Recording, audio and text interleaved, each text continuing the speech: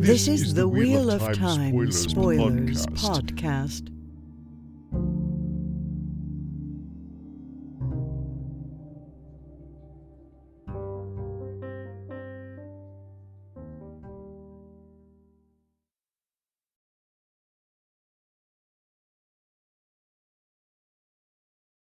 Today is launch day for Podcast at Donut.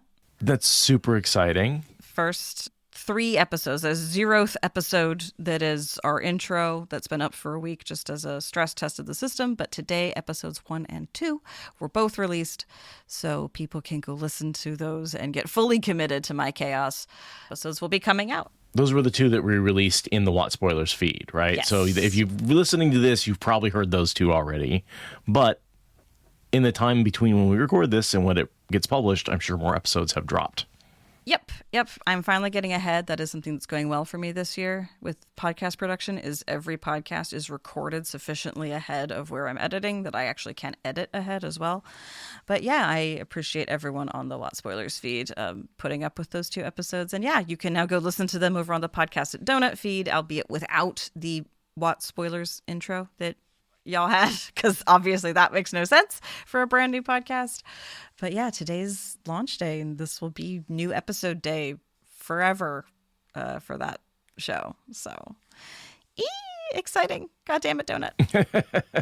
Podcast at Donut. Podcast at Donut.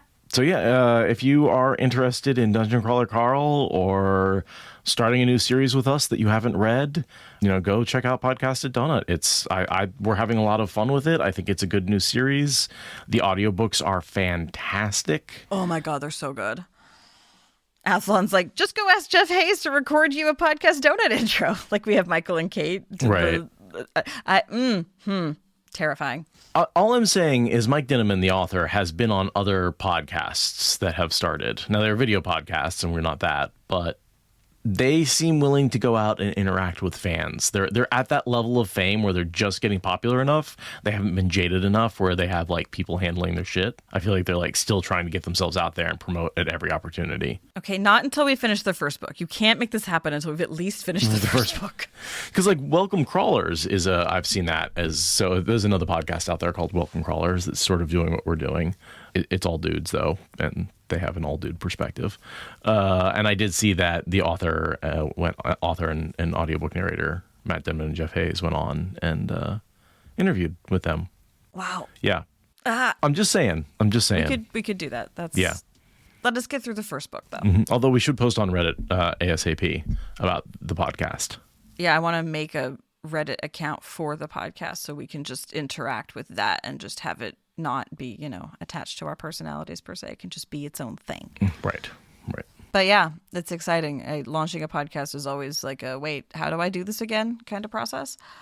It's scary. Everyone's different. Everyone has its own unique little things. Even one that just you and me are doing, it's like still like, Well, especially tapping into existing communities, you have to go to the community where they are, interact with them where they are. Yep. And we'll be recording more of that after we get through today's What Spoilers content, which is... Listen, I'm judging it, all right? I'm very judgy of this chapter. It's a very judgy chapter, yes. Yeah. Called Judgement. Yep, because this is the trial. The long-awaited, stupid, annoying, ridiculous, overblown, pointless... Hyped up, yeah. Trial. Yeah. It's happening. We're here. I mean, I think what pisses me off. I think what's so crazy is they make this big deal out of killing 2 Whitecloaks when like 5 minutes later he and Gaul turned a whole fucking battalion of them into mincemeat. And no one talks about that. No, ever. Not once. Fail watched it happen, and she never even remarks on the incongruity in the privacy of their own bedroom. No. Not once. And nothing, no guilt. Like, he has guilt over killing these 2 men. He talks, he's like, I mean, I would have done it again. But, there's this sense of like, oh, I killed men and the confusion and all that kind of stuff. And it's like, was that the last time you felt guilt over killing Whitecloaks? Like, what? Yeah, it's like he somehow, I guess it's because he ultimately comes down on, I'm guilty because I lost control. And when he rescued Gaul and they chopped those guys to mincemeat, it was fully within control. Like that was a choice he made. And so he doesn't have the same kind of like guilt. But, like, I think that's a dumb argument. I guess. I think it's just he was more effective at killing them. Yeah. He was just killed more of them, right? Like, so there was no witnesses. Well, and I mean, again, he wasn't more in control. He was not being overtaken by the wolves in that instance. But I don't think he should feel murder guilt over being overwhelmed by the wolves in a life or death situation. It's like saying that, like, I don't know. I find my loss of control is why I should be punished. It's like, you weren't in your right mind, so you should be held to a different level of accountability than the time that you deliberately used your weapons to chop men as a man with gall. Like, it just, yeah, I don't get the guilt over the loss of control being more important than the murdering of humans. It's almost like he intrinsically also values wolves less than humans, even though he says that he doesn't. I don't know. I don't like it. Or maybe Brandon Sanderson does. I'll read us in. And the symbol for the chapter is the Whitecloak sunburst rather than the wolves, because the Whitecloaks are the ones forcing the situation. I want the scouts out watching, Perrin said forcefully, even during the trial. The maidens won't like this, Perrin Ibarra, Sulin said. Not if it makes them miss the chance to dance the spears. They'll do it anyway, Perrin said, walking through the camp. Daniel and Gall at his side. Behind followed Aziz and Will Alcine, his 2 guards for the day. Sulin inspected Perrin, then nodded. It will be done. She moved off. Lord Perrin, Daniel asked, smelling nervous. What's this about? I don't know yet, Perrin said. Something wrong on the wind. Daniel frowned, looking confused. Well, Perrin was confused too. Confused and increasingly certain. It seemed a contradiction, but it was true. I feel like that sums up Sanderson's entire approach to Perrin. It seems like a contradiction, but it's true. Being confused and increasingly certain somehow at the same time, right? That's just his approach to Perrin. Yeah. I'm confused about what I'm doing with him, but I'm increasingly certain about what I'm doing with him. I just don't know why. Yeah, it's, we've harped on it a lot. It is continuing to be the thing we've been harping on. Though he is being more decisive and kind of on the other side of a lot of the angst. There's still some traces of angst here, but it is more or less on the other side of the biggest angst storm. Not angstrom, angst storm.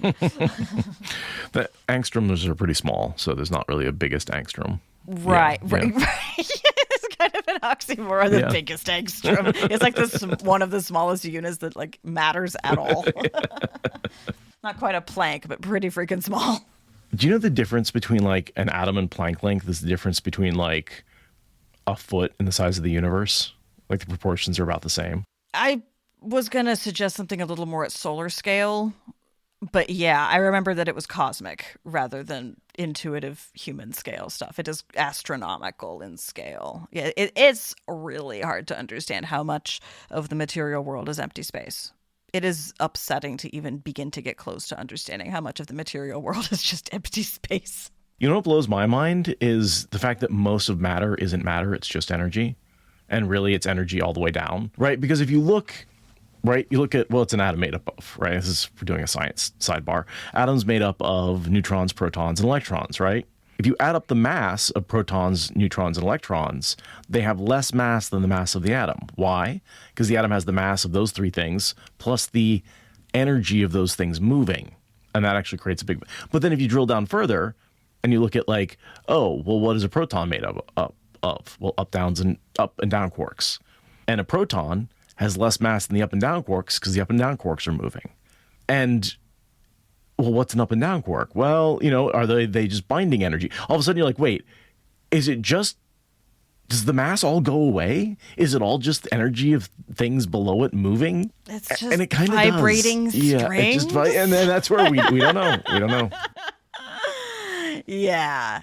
It's absolutely bonkers. And then, yeah, the distances between, like, the electron and the proton, the distances between atoms, it's either stuff that's in motion or it's empty space through which the stuff is in motion. Mm-hmm. But what's the stuff that's in motion, right? That's the crazy thing, is there doesn't appear to be any stuff in motion. It's just motion. More motion. It's just more motion. Like, is it string? And that's wild. where, like, string theory comes in, is people like, is it strings? Is that what's in motion? Are they little loops that are just vibrating? We don't know. Right. And then, yeah, Vuji, I totally agree. Then you can just easily headcanon that dark energy and dark matter is just the one power in Watt. That's how the circle loops around. It's just, that's where it is. We know way less about dark energy than dark matter. Dark matter, we're pretty sure we know what that is. We pretty sure know it's a weakly interacting massive particle, right? Like, it does appear to be a mass. We have a lot of evidence for it. Dark energy is just the thing where we go, I don't know, the universe seems to be expanding faster than it's supposed to, and we don't know why. And isn't dark energy a bigger part of the pie chart of the mystery? Or was it dark matter? Dark energy is the bigger one, right? Yeah. We figured out the smaller piece. Great. Awesome. Love that for us. We think, and not that we've identified it, right? Not that we have the WIMP. But we think we know about the properties of a particle that would make up dark matter. We have a lot of constraints on what it can and can't be. Dark energy, man, we're not even sure if the universe is expanding as fast as we think it is. There's the so-called crisis in cosmology where we're measuring two different expansion rates and they disagree depending on how far out we're looking. Like wildly disagree. Like not by a small amount, like by this changes which model is accurate an amount. I was just watching a video about it a few weeks ago and my brain is still not completely recoagulated from being broken open that hard. Like, what do you mean we are that confused about the end result of our math? This is not okay. Well, as far as I can tell, it's basically if you look close by, we're expanding at one rate. And if you look further out, we seem to be expanding at a different rate. And that either means, A, we have our distances wrong, which is every distance is based on the one closer, right? You have all these different ways of measuring distance, and each one is based on you can do parallax up to a certain distance, but beyond a certain distance, parallax doesn't work. So you have to do, Cepheid variables and standard candles and all that kind of crap. And so, there's just a lot of uncertainty and the uncertainty stacks. But we're certain enough that we have constrained the values so they don't overlap. The uncertainties are small enough that, I don't know, it's this crazy thing. And every way, there seems to be another way of measuring that seems to be giving us a third. I need to go. I will recommend Dr. Becky on YouTube. She has a very good breakdown of the crisis in cosmology. She is an astrophysicist who looks into black holes and is an excellent, excellent science communicator. So I'll plug that channel instead of talking about it vaguely for another 20 minutes. I'll also plug Anton Petrov's, his YouTube channel. That's where I learned about it. He's much more of a science communicator. He reads papers that he thinks are cool and then tells you about them. But I find those breakdowns to be really helpful if you don't have a head for keeping up with pure physics. He's much more of the if you're a really smart middle schooler, you can still keep up with this stuff, which I appreciate.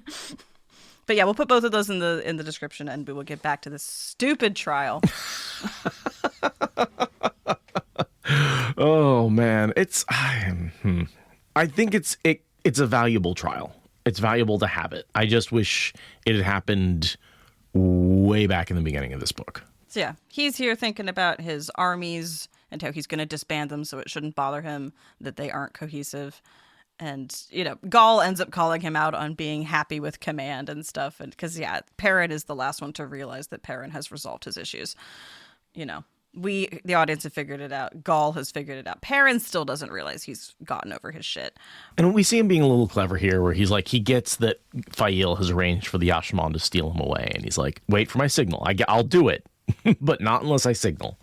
Yeah, I do appreciate that he yes-ands Fail's plan. He says, fine, you know what? She's not wrong, but I need you to not be jumpy about it. Let me be a willing participant in my extraction plan, please. I propose a new measure of the quality of each chapter. The tangent to content ratio that we create when doing the podcast. And the more we tangent, the less we like the content of the chapter. Oh, yeah. I mean, TC Traveler's right. Our tangents increase when we don't like the content. This is so true. There's probably a direct correlation. And I mean, we've been getting through the Dungeon Crawler Carl chapters real quick. We've been snapping through those recordings. No extraneous tangents. We're just on it. So, yeah, something to that. All right, so we got a long digression about scouting to figure out the limits of the dome and how it translates to the real world. There's no physical barrier that a person can feel when they pass across the line. Just gateways start working. It's a lot of page time spent to just describing what we already know about the physics of it. Because he's being smart, finally, at the 11th hour. And we get a couple of drops about Elias being gone, and we later find out that's because he's off searching for a physical device in the physical world. Which is never going to find. Right. The fact that he doesn't find it is what drives Perrin to the big confrontation with Slayer that overlaps with the battle in the White Tower, and it's just a weave. That's because Elias can't find it in the real world, because dream spikes are meant to be hard to find. And you honestly could have sent Elias to find it in the dream world, except for the part where he avoids the dream world like the plague. But he is like the one other person who could have found it in the dream world, arguably.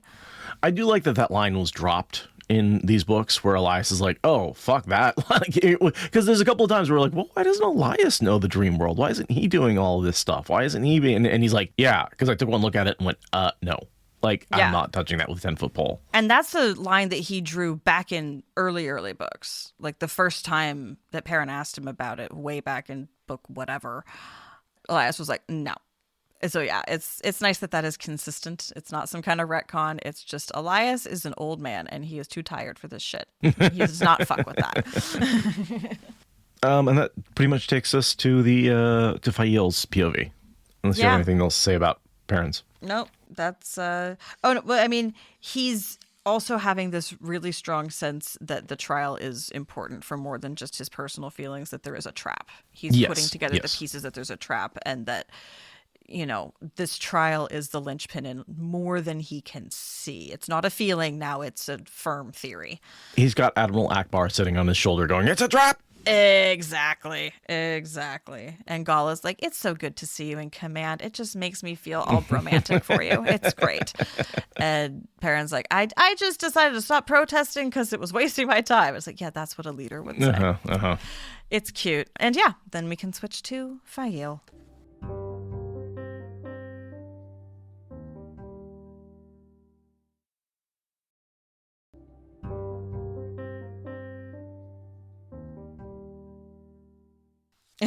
And Fael is talking to Aravine, who is apparently being hit on by Alden because Aralud isn't interested in him. And I'm just like, how many A names can you pack into a single short paragraph? Good Lord. Well, it's okay. Alden's from Amadisia.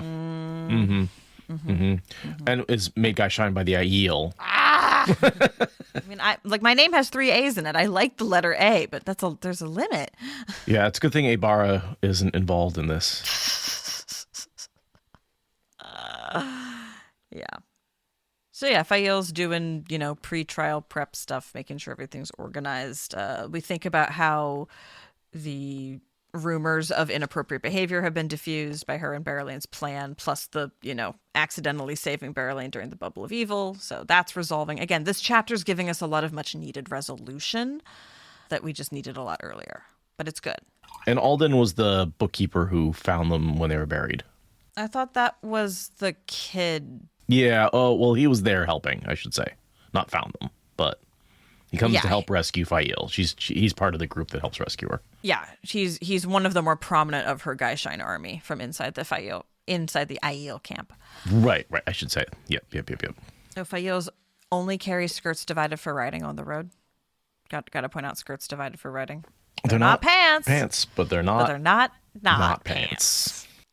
And that's all the Fael has when she's traveling. And she doesn't have Swallow anymore because Swallow was killed by the Shido. Which, remember that? That was rough. And I like the little interaction between Gaul and Bane and Shiad.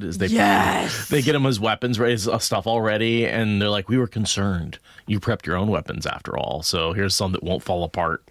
It's such shade. Cute. It's such shade, yeah. So that's a well done interaction, I thought. Very Aiel of them. Yeah, because they're like, hey, we brought you your weapons. We care about you. And he's like, but I already have weapons. They're like, no, but we care about you. We were concerned for you. And the only way we knew to express that concern was to completely undercut your confidence in your own weapon care.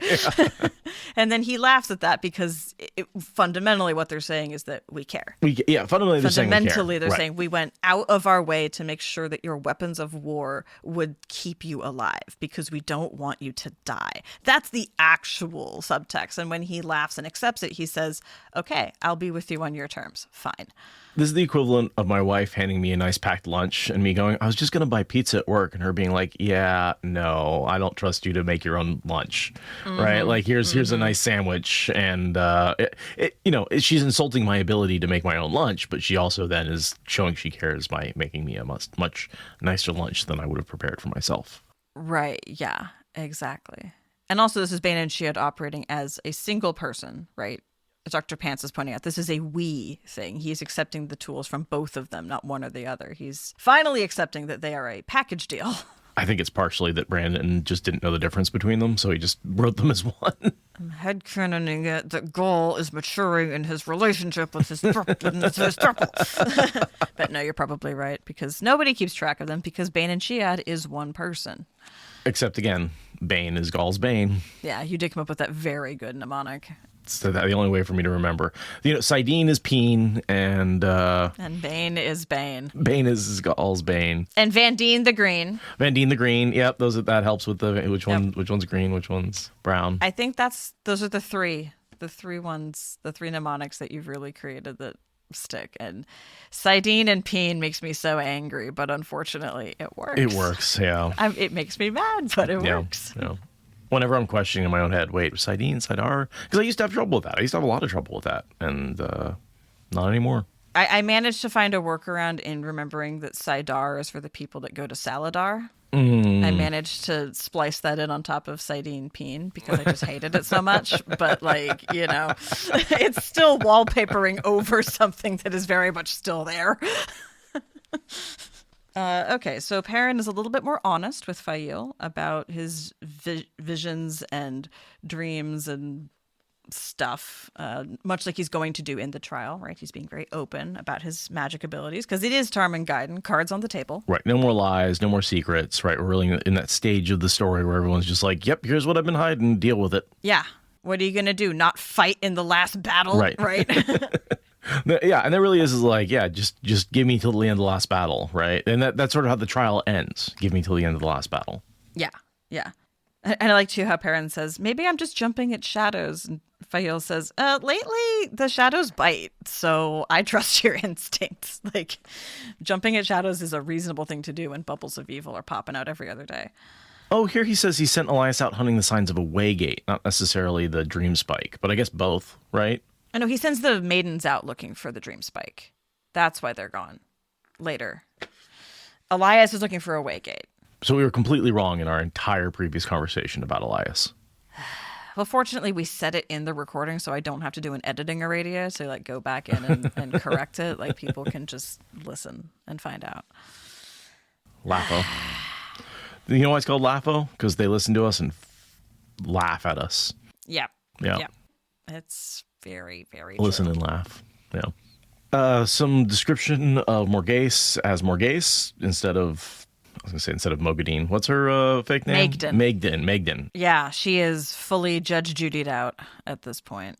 She's in a red and gold dress. She's got an elevated platform. She's doing the hand resting regally on the armrest of the chair thing. She's doing it. She's Morghesing. So Perrin goes up to Gaul and just says, hey, can you promise that, no matter the outcome of this trial, we're not going to, start a battle based on it?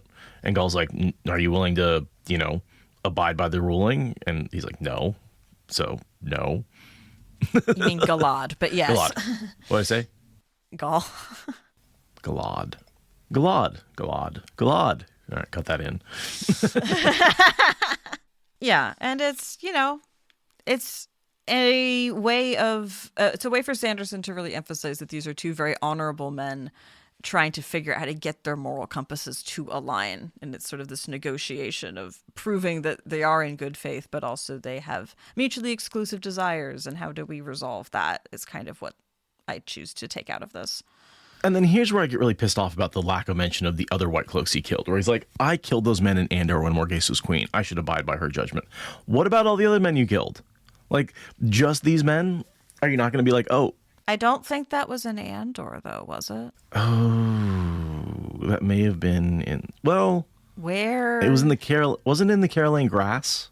No, the Caroline Grass is what this incident was. When he killed those other where did he meet Gaul? What was the city he met Gaul in? Oh, okay. That was, Maybe that's why he didn't bring it up. He's rules lawyering. It's I wasn't technically in Andor. Well, it wasn't in Andor.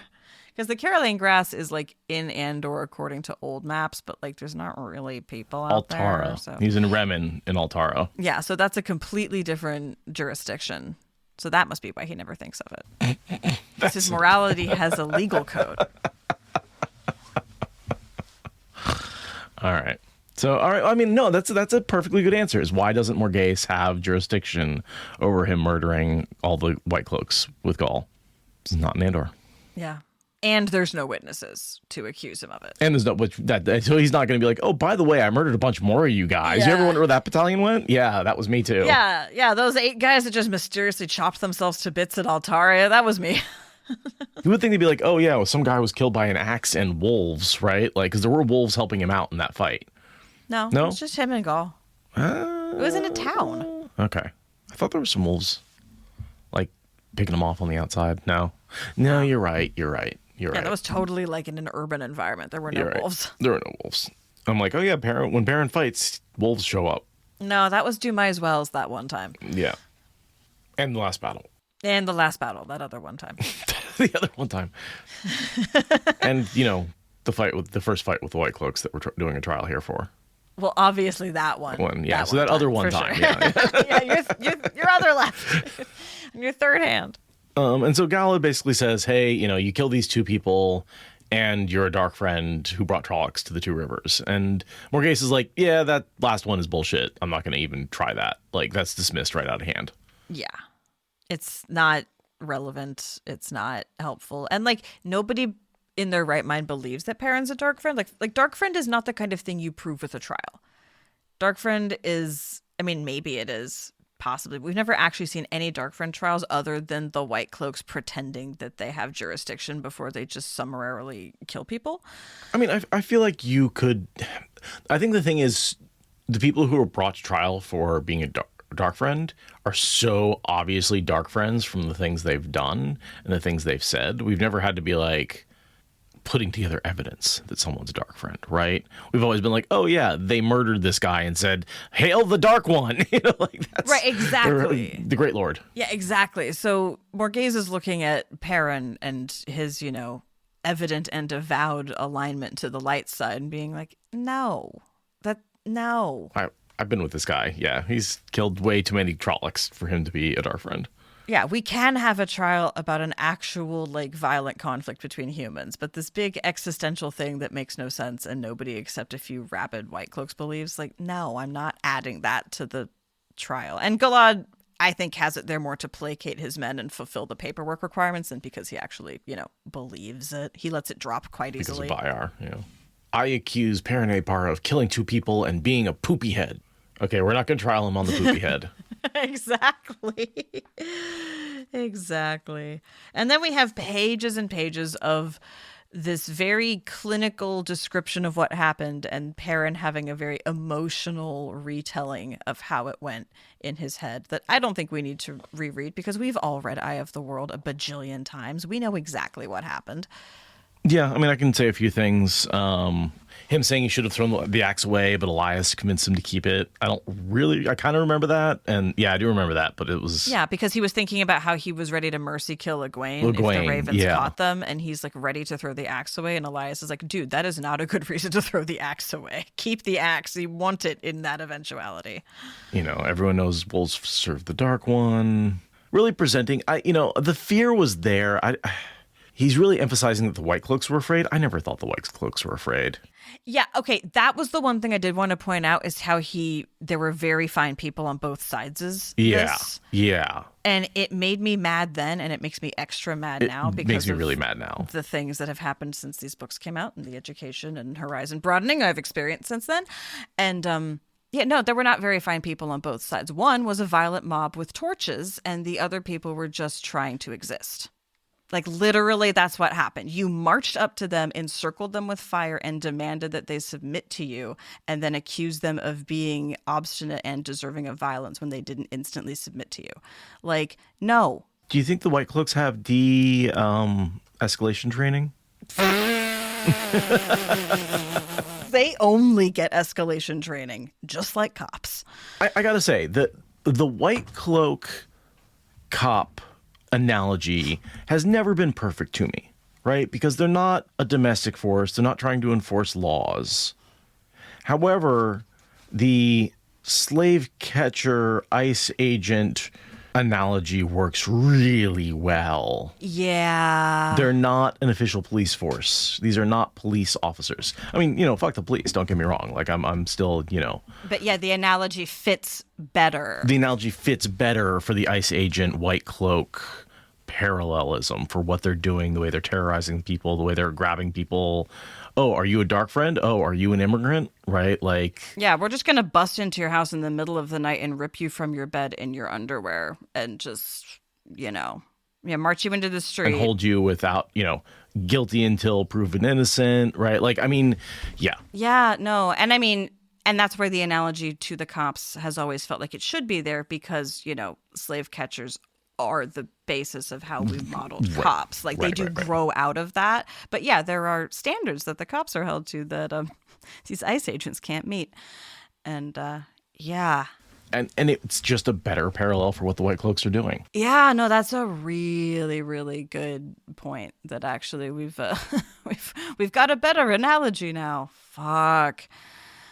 Yeah. We have a more accurate white cloak force in the real world, harassing people. Yeah, and they're claiming that they're in fear when they empirically are not, because they have the superior force and nothing about their body language, tone of voice, or choice of actions actually indicates fear. They're just claiming fear because it's a legal defense that exists, not because there's any evidence that they actually felt it. And by claiming fear, they can escalate the situation, and then when you protect yourself, that's, well, we're justified for killing you. Or even when you try to get out of the way in a way that they don't like, that is a threat. Because they put themselves specifically in your way. And as you try to get out of the way, that is obstructing their ability to, yeah. And God forbid you want to, protect an innocent like Egwene from being attacked. Yeah. If you put your body on the line to protect someone who's about to be violently assaulted, you're getting in the way of justice and you deserve whatever's coming to you. God, this is... Yeah, it's almost like Jordan knew that history rhymed.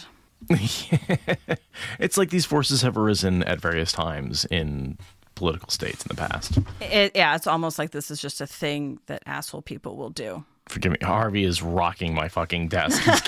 He keeps trying to get underneath my feet and then settling down and then deciding there's not enough space and then getting up and scooting back out again and hitting the chair on the table and knocking everything sideways. Then he goes out and sits on the couch out in the bedroom and then is like, this isn't good enough. I need to be on his feet. And so he squeezes back inside the closet that I'm recording in. Yeah, he's like, Dad, you're talking about the police state and you're upset. You need an emotional support dog, but there's not enough room for me under your desk. Oh, he's back again. Hi, buddy. So you're going to need to rebuild the office to be better suited to fit the dog. Timber fit under there fine. Harvey's just a bigger dog.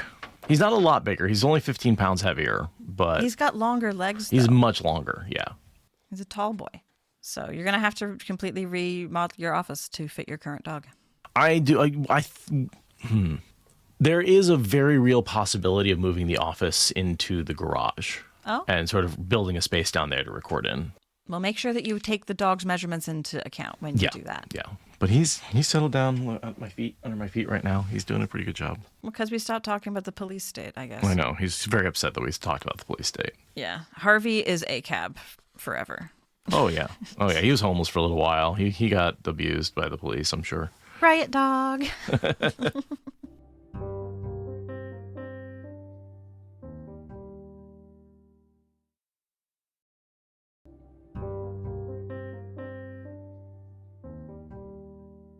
There is a man here in this scene who I feel like was being held aside for one of the donor names, and then a donor name never came up, so he's just a random man who's named. He's just this other bald white cloak who's never named. He's just the man.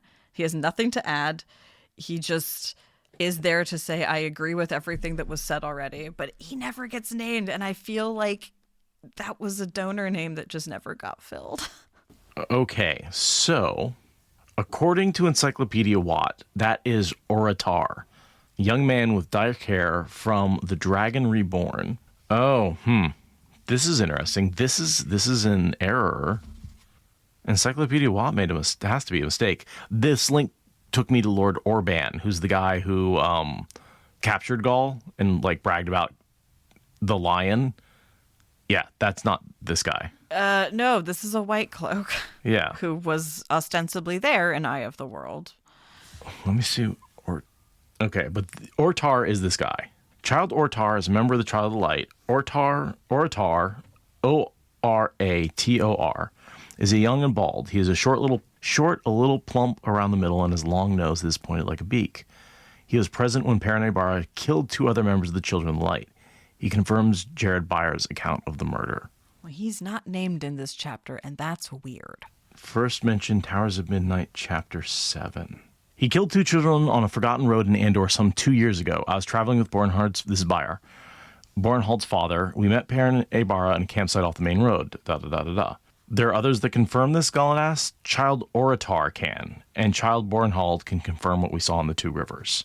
Okay. So in Chapter 7, he's saying this was witnessed by this other child who was there. So one assumes that that's who is given here as the witness. Yes. So that's where we get that name from.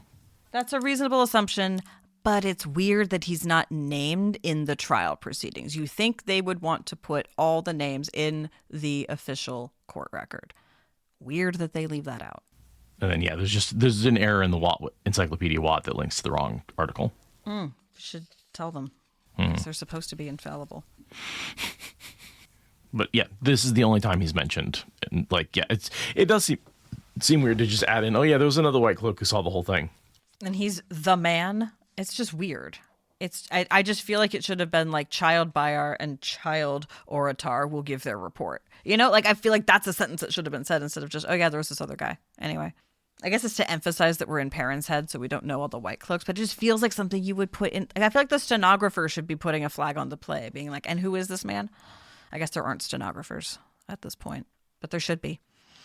So then Perrin presents his side, which is this whole long meandering digression where he tells us about how his teacher told him that it's really important to keep your chin up, and that's why you should listen to his argument. And it all carries the day, and it's great. And basically his argument is that I can talk to wolves, therefore wolves are people, therefore it was self-defense, not murder.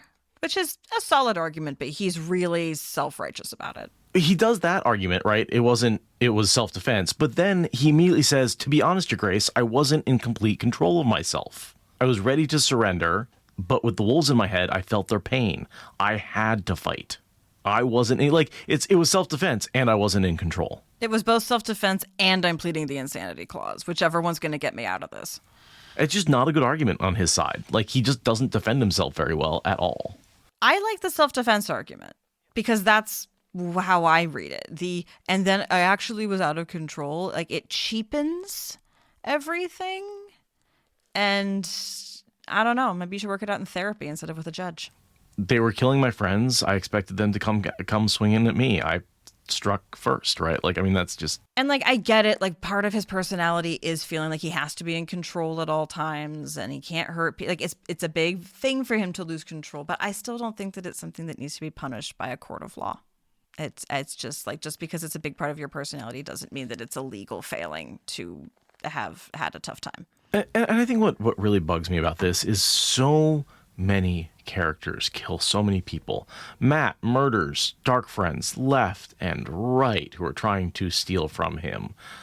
Rand is just doing all sorts of terrible things. So many people, and to relitigate one arbitrary murder from the beginning of the series doesn't feel like the best writing to me, if that makes sense.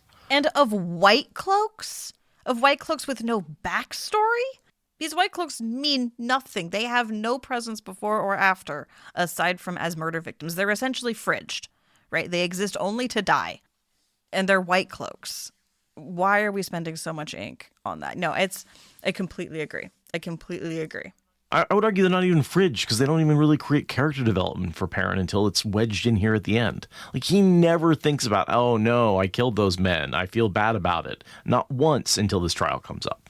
Yeah, I completely agree. It's really, really, it devalues so much of the cool lessons we could be getting from it that it's 2 pointless white cloaks that are the hinge on all of this. The one line I really do like in this is when he turns to Bornhold and says, "Have you never realized that some men are different from you, Bornhold? Have you ever tried to think what it must be like to be someone else? If you could see through these golden eyes of mine, you find the world a different place." And the way Good line. Good line. The way I want that to be presented to every Republican, because so often it's like, if you could just put yourself in someone else's shoes, you might have empathy, but you don't want to do that, and so it doesn't matter until it happens to you. And then once it happens to you, you're up in arms and being like, well, why didn't anyone change that? And it's like, we tried to. We had empathy. We thought about this ahead of time. You actively kept us from doing anything about it when we told you that it was affecting everyone but you. And now that it's affecting you, you want to do something about it. I mean, and as much as the murdering of Renee Good was awful and terrible, and the protests that rose up around it are righteous and good and are making changes. She is not the first person to be killed in our country by police. She's the first white woman to be killed by ICE. Yeah. And the level of protest where people rise up for her and not for the other people who were killed. Right. And part of it is because there was so much video evidence, right? Like, that was one of the reasons, like, it was very clear who was in the right because of the multiple angles of video that we got. But, like, was George Floyd not enough? Right? We had agonizingly large amounts of video of that. Well, and I'm not even talking about that. I'm talking about, like, ICE murdered multiple people of color. Oh, yeah. In the weeks leading up to Renee Good's murder. Yeah, there's the larger policing conversation, and then, there's the ICE-specific conversation. Yeah, no, definitely reading this, like, have you ever considered that someone could be different from you? And then looking at, the divergent reactions to people of color versus a white woman getting the exact same level of egregious abuse of power and extrajudicial killing that everyone can see is absolutely egregious and extrajudicial and completely out of scale. Like, it would be nice if some more people could spend a few seconds trying to imagine what it's like to be someone completely different. Like, your lived reality will still be there for you when you come back. You can take a little field trip in your imagination and not lose who you are fundamentally. And it might make the world make more sense and give you a path forward. And it's the number of people of color who are saying, when white people are like, I didn't think our country was like this. And the people of color were like, well, we were saying it for decades and you weren't listening. Like, literally. Literally. And that's really, have you ever tried to put yourself in someone else's shoes? Have you ever tried to live your life in a brown person's shoes in America? And people just haven't. Like, the terror that they're going to break your door down and murder you, like, first time? Really? Yeah, exactly. That's the first time meme? Yeah. Yeah. It's galvanizing, and that is frustrating. Mm-hmm. Right? Like, watching it be galvanizing is like, I mean, I'm glad that something is motivating you, but god damn. That kind of goes with my, I've also been watching the perfect poor person memes where people basically are like, the perfect poor person doesn't wear loud colors. The perfect poor person. Like, basically, like, this idea of, you blame poor people for being poor if they're not perfect, if there's any flaw in them, if they haven't done anything, if they dared to buy themselves ice cream, right? Well, that's why they're poor. That's a waste. Yeah. A perfect poor person doesn't need ice cream, clearly. The perfect poor person doesn't ever use drugs. The perfect poor person, it's just this idea of, like, if you do any of these things, you're not worthy of being helped or supported because, oh my God, you're not perfect. Therefore, you don't deserve the resources of somebody else. Yeah. It's like, just try empathy for 5 entire seconds. Maybe possibly you might see the world a little differently and see how to fix the problems that you're so self-righteously angry about. Yeah. How do they have a phone? Yeah, exactly. Yeah. If you're poor, how can you pay for a phone? Because, like, a phone is one of life's necessities these days, and they're not that expensive compared to things like housing. Yeah. Food. Right. So many yelling tangents we could go on, but we should probably reel this one in. We've been going for a minute and return to the book. It's a Whitecloak chapter. I know. And we're in the middle of a fucking ICE attack on this country that is absolutely in my head. Like, it's... And the parallels are a little too strong for me to just leave this sitting on the table. No, it's super real. And man, when we go record Dungeon Crawler Carl later, That last chapter had some way too on the nose explanations for why fascism is taking over and ruining everything, and why the bread and circus is so circusy and also covered in blood. And it just hit really too close to home with the way that we're just dealing with a fascist takeover, and everything is horrible and covered in blood, and everyone's just watching TV harder than ever. Spoilers, it gets even more on the nose. I was promised that, and oh boy.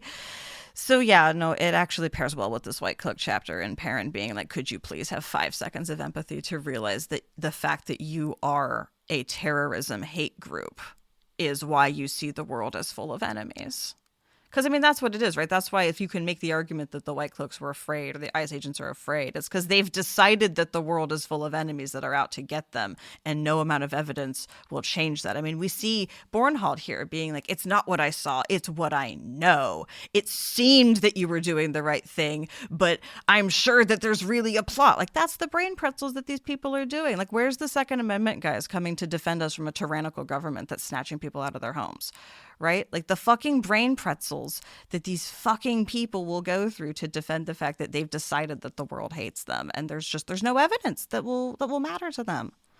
This reminds me of coming after a brown person, an older brown person who's getting arrested by an ICE agent being like, oh, I fought with your father in World War II against the Nazis, and now you're an ICE agent coming to arrest me, right? Like that level of with Bornhold being like, parents like, I fought with your father against the Shanchan. I fought with your father against the Nazis, right? Like, and he fought well and he died, and you're blaming me for his death, right? Like, and you're coming after me and arresting me when like we were fighting on the same side against an invading force of, I mean, slavers, right? Like, and now you're coming, like, it doesn't make any sense. It doesn't make any sense.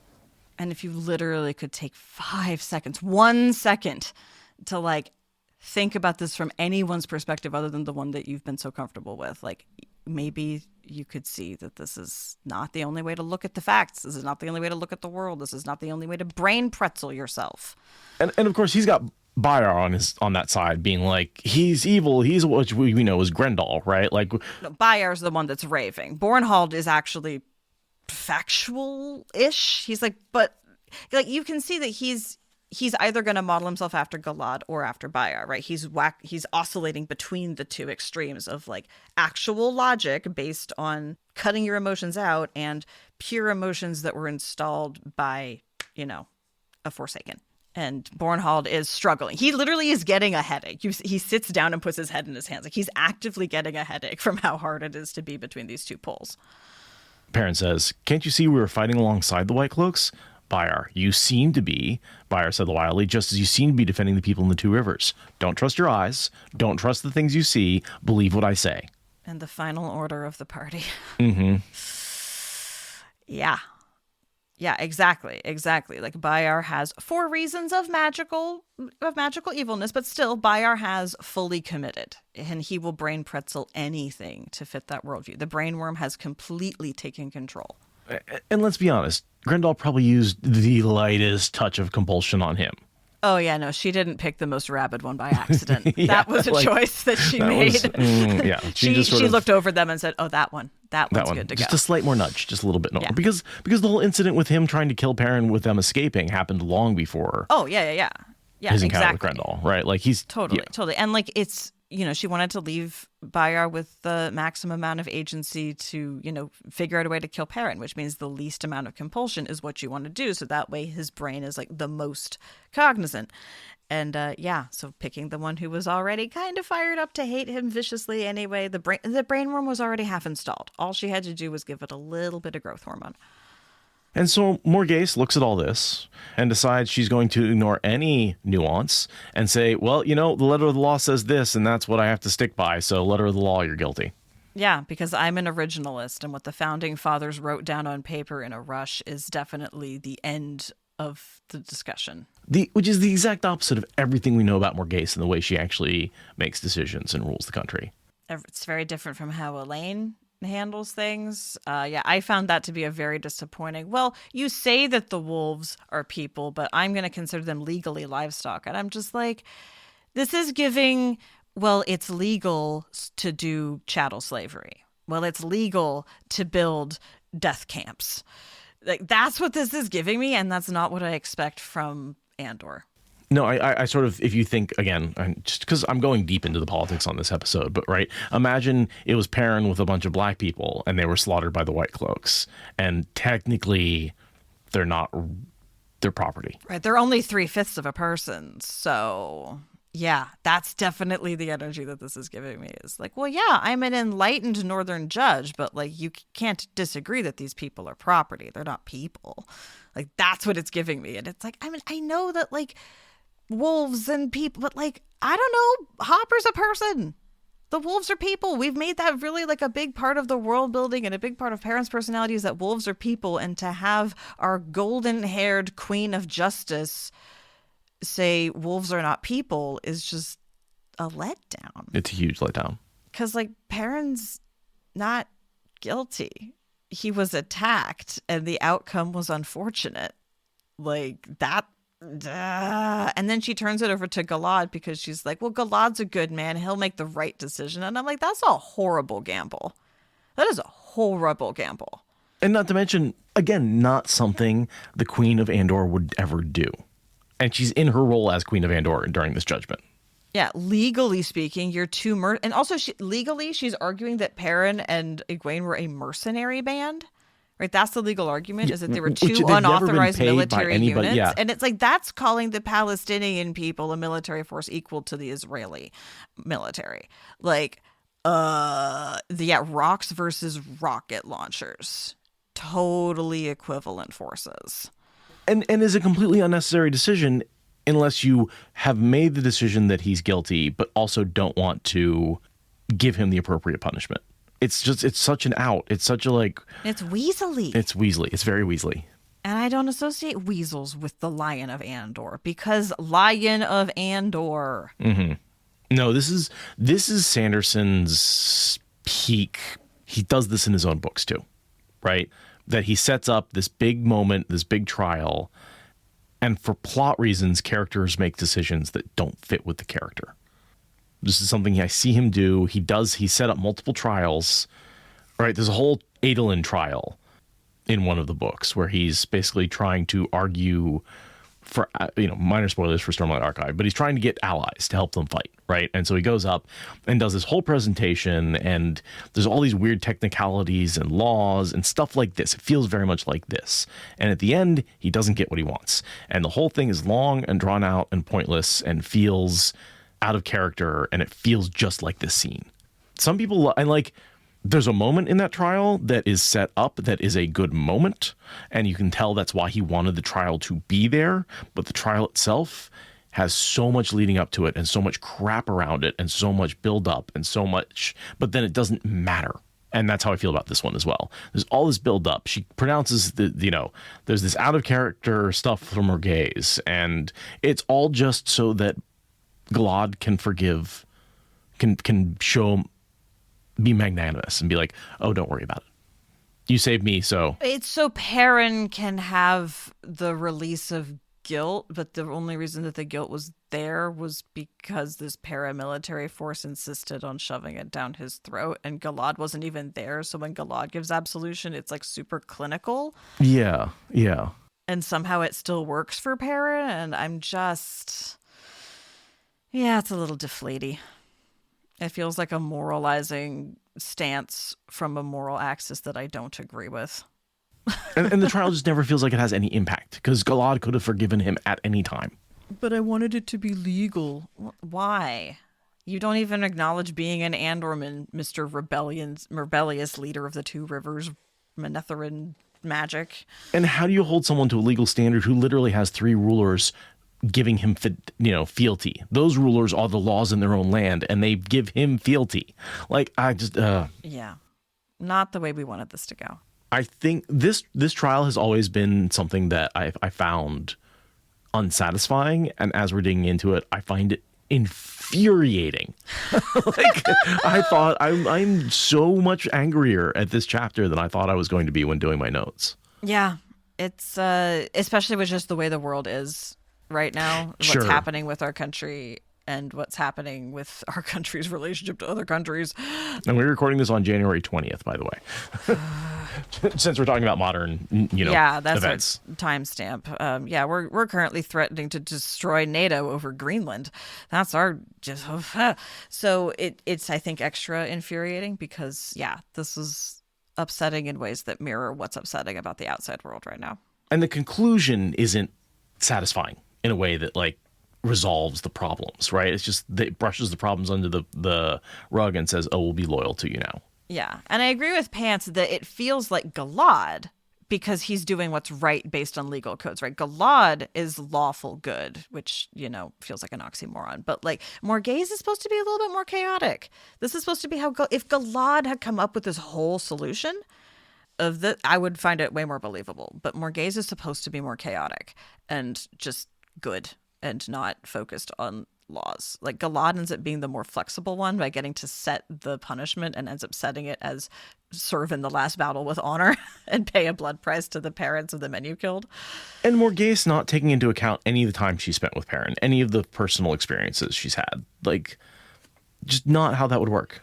She's doing the objective perspective that allows supremacy culture to just maintain a stranglehold for centuries. Like I don't have any emotions. I'm just looking at the facts. Well, the facts have been warped by the way the legal codes have been written, by the way our culture is set up, by the way that we've all been trained and educated and raised and taught to do our jobs. And this objectiveness is actually taking the side of the system, and the system is oppressive. So you're not neutral. Right. This is that weird attempt at neutrality that is siding with the oppressor that, that quote is about. Right. If you're neutral in situations of injustice, you've chosen the side of the oppressor. Like this is that kind of like, well, I'm just being neutral. These are just the facts. These aren't the facts. You are cherry picking facts to fit a legal code that shouldn't even apply. And that is siding with people who are better at manipulating the system rather than the people who are being actively oppressed and marginalized by the system, i.e. ignorant farm kids who were being attacked by a paramilitary force wielding torches in the middle of the night. With a history of kidnapping and torturing people into false confessions. A proven history, no redeeming qualities, and your refusal to submit to them evenly, or your refusal to submit to them easily makes you a equally matched military force, and therefore the law can neutrally mete out justice. It's bullshit. It's absolutely bullshit. No, there's this. The trial gives me, why didn't you just comply vibes? Why didn't you just give them your ID? Why didn't you just get on the train? Why didn't you just take your clothes off? Why didn't you just step into the showers? Right? Like, that level. There is no winning. There's no winning. You're telling me that I should have just submitted to abuse quietly and let you kill me quietly, and then I could be memorialized quietly. Or not at all. It's real gross. It's real gross. There was no winning. There's no winning with the Whitecloaks. There's no winning with an avowed terrorist hate group that is abducting people and torturing them for no reason. There's just no point in letting them take you to a second location. Don't let the kidnappers take you to a second location. And yet Morghese is treating them like a legitimate military outfit when she knows she has thrown them out of her country.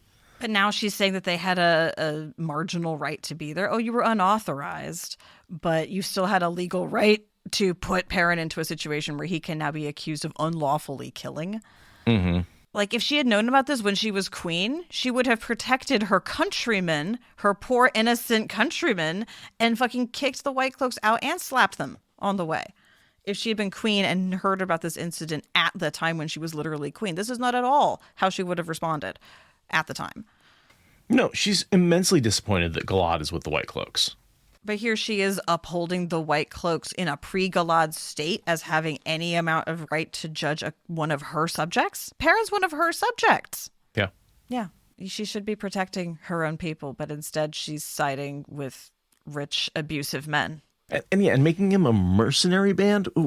He never got paid by anybody. He never worked. Who has he ever been a mercenary band for? Yeah, he's literally a citizen wandering in the countryside of his own country being attacked by an unauthorized paramilitary terrorist force with a known history of kidnap and torture and death. They were literally going to kidnap him to their own country And she's just like, that seems reasonable. And like, where's Morgaze's outrage about you are operating an unlicensed police force within my country? Nothing you do is legal. Yeah. Every single thing you do is by definition illegal, and any resistance to you is legal, because that's what reasonable Andermen should do when terrorists are running around the fucking countryside. And this is, and even less, it's not like, it's not like they were, like ICE is at least authorized by the president on one level. These are foreign troops. Yeah. Yeah, this is like if ICE went into Canada. It just started doing the exact same shit, but in Canada. Like, or Mexico. Yeah, exactly. Like, can you imagine ICE in Mexico? Well, brown people everywhere. We did do the whole taking over Venezuela thing. So, I mean, just marching into another country and taking over and deciding that we get to do everything is kind of our brand. It has been our brand with South America since forever. Yeah, but at least Canada doesn't have any oil that we. Oh wait, run Canada, run, run. Run a completely unproblematic Canada that definitely doesn't have a parallel sibling of all of our problems. Yeah, but they're smaller, so they did less bad things. Yeah, I'm going to refer you to history and wonder if we could. It's so bad. Less, the volume of bad things was less. Is about all I can say. No. I mean, yes, they were a place that people ran away to after dealing with being chattel slaves in the U.S. I mean, there is that. I mean, you look at the Canadian relationship to its Indigenous people, and I don't know. We're starting to get into oppression Olympics hair splitting. Yeah, all I'm saying is there were probably fewer Indigenous people in Canada to murder. Well, a lot of Canada is very frozen.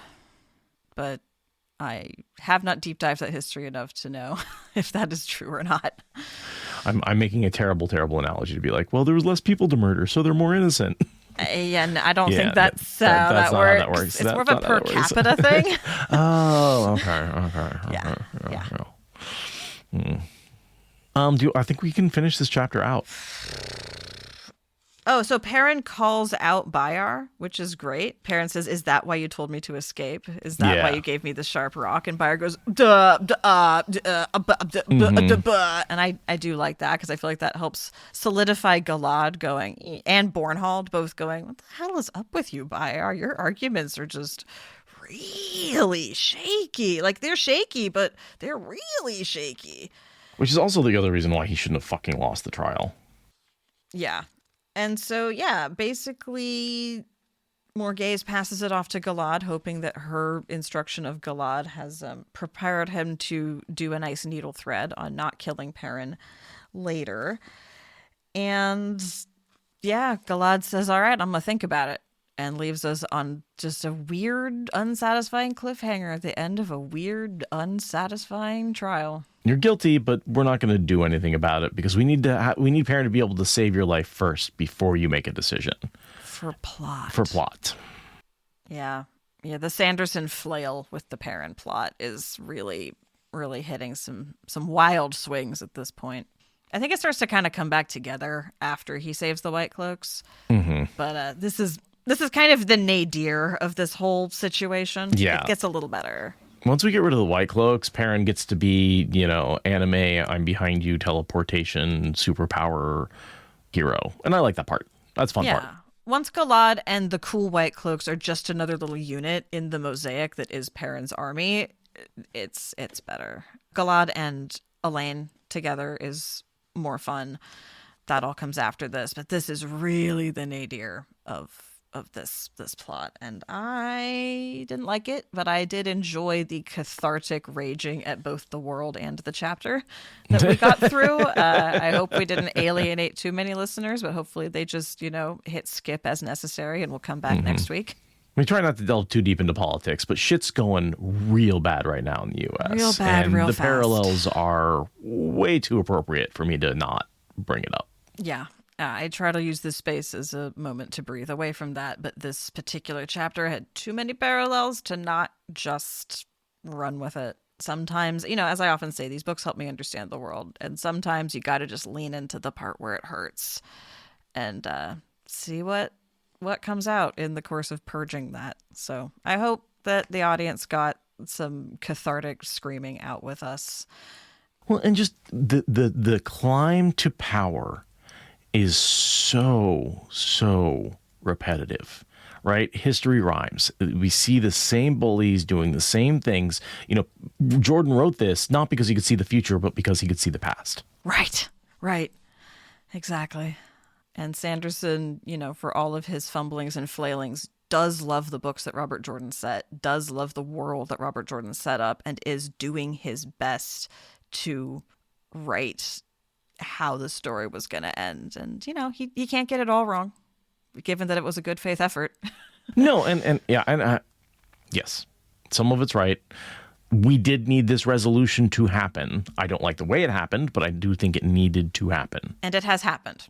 Clearly and definitively. Mm-hmm. And in a way that, like, yes, legally, but the real thing happens when Perrin rescues the Whitecloaks. That's when things really get resolved. And Galad comes up to him and says, cool, I want to be part of your group now. Will you please help me get to the last battle? And that's the last I ever have to think about the Whitecloaks again. Yeah, because everything Galad does that's relevant after that is Galad as a family member, not Galad as the Whitecloak leader. Because he basically gives his leadership over to Perrin, who gives his leadership over to Elaine. Yeah. And yeah, Galad goes and hangs out with Elaine, talks with her. He gets together with Elaine. He takes on Demon Dread. All these things he does sans the Whitecloak cloud around him. They exist as part of the infantry, but they're just another little piece of patchwork on the quilt that Perrin has made. I guess once Bornhald kills Bayar, that's really the end of this little... That's at the end of the battle, I think, right? As they're kind of wrapping up the rescue. That's like one of the final events of that section. Because Bayar is the seed that will forever be sprouting this problem. Once you cut that out, now it's over. It's kind of like getting rid of the dagger from Shadar Logoth, like at the end, right? Like there's this one last little spark, but if you can get rid of it, then this evil is truly gone. And yeah, Bayar is that seed for Perrin. So yeah, that was a journey. That was a journey. Thank you to the live audience for being here. And thank you for the recorded audience for sticking with us till the end of this episode. Yeah. You are truly the dedicated. Truly. Much G. That's G. I have to. Why don't you go reward yourself with a listen to however far we are along in Podcast at Donut when you hear this, because that definitely is light and fluffy and has no parallels to the... No, I'm lying. It's also going to be a weird mix of joy and screaming. I can't wait. All right. See you next time on the Wheel of Time Spoilers Podcast. Bye. Bye.